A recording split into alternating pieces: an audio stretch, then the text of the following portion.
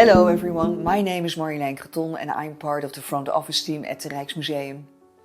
In these special and uncertain times, we all probably feel like our lives have come to an unexpected standstill. Now that spring is in the air, we are able to enjoy all that is growing and blossoming in nature as well. This brings me to a beautiful flower painting by Jacobus van Looij, titled July. A painting that always brightens my mood when I see it, because it seems as if Van Looij has lavishly strewn blue flowers all over this large canvas.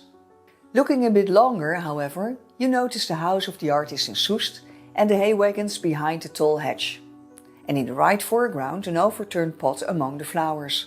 The painter was clearly inspired by the landscapes of Van Gogh, but his representation of nature and the fall of light are more realistic. The fact that Van Looij lived in Soest really spoke to me, as I grew up in Soest myself. This made me want to know more about Jacobus van Looij.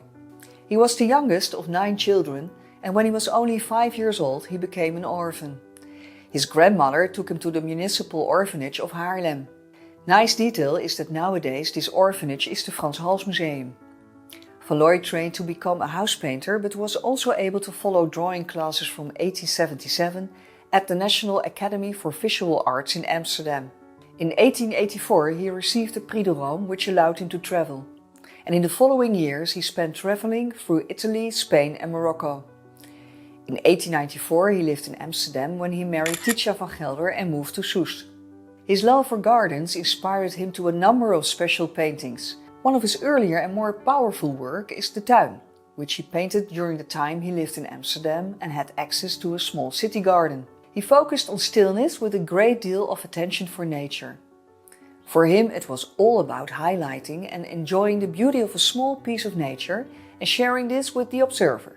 Van Looij was criticized by some for his lack of composition and the large size of his paintings.